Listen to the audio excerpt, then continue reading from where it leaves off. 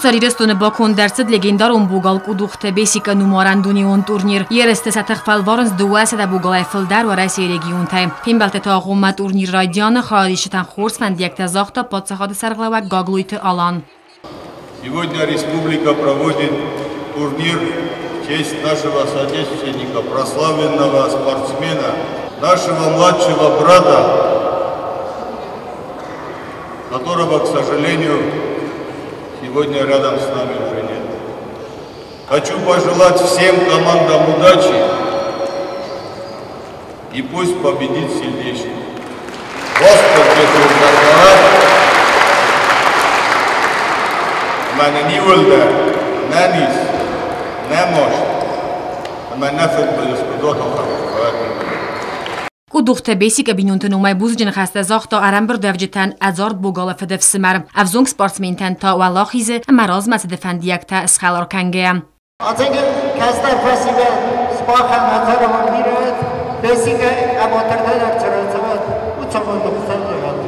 Dünya izinga sportsmenta olimpion qasd wallahiza Ramont Suslan ama Sharifov dar saxira da orfayna xasta rakotoy avzong bugaltan.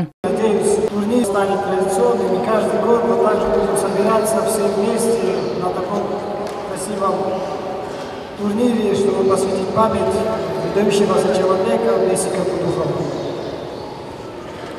Ребята, я вам желаю удачи, без травм, и пусть победит сильнейший. Хочется, чтобы он был для вас примером, занимались усердно, соблюдали режим. Всех хочется поздравить с таким прекрасным турниром. Желаю вам удачи, пусть победит сильнейший. فتساخ دنیان تورنیر خادیست دو چیتالان. فیلم بلدرستجی ینخ ملوگ رازن سته در امل فعالاخیز. پاتساخ سرغلوک چسل بوگالی من خاسکنگه بانسان کوتا تورنیر خادسکت من کسکه و این ریدگن کی والاخیز زاو. پرزیدنت ما بانسان کوتا زرگ فیدرا یورنم. آلان انسترن تستکه و زن سپورت اما ایرستون ترسا این بوگال تیمایی و سربرزنده که خستن یه سپورتیفون فنداج درغم. دنیون تورنیر خادیچه تراف دستوی تنگی غاو سستا خادگت تدینات کد بیرت تایر استرازمت تنگ تخسته و در قبض خست فستیو جتم گسکراف دستوی خورز برکننتم.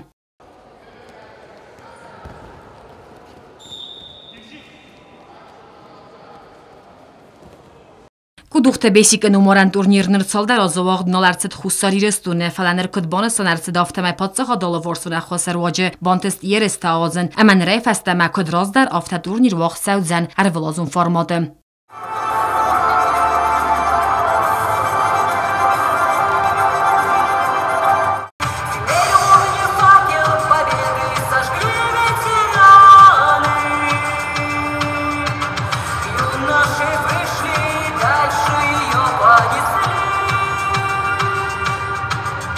Koste Zarina Gasita Arsen informasyona vaxt abun.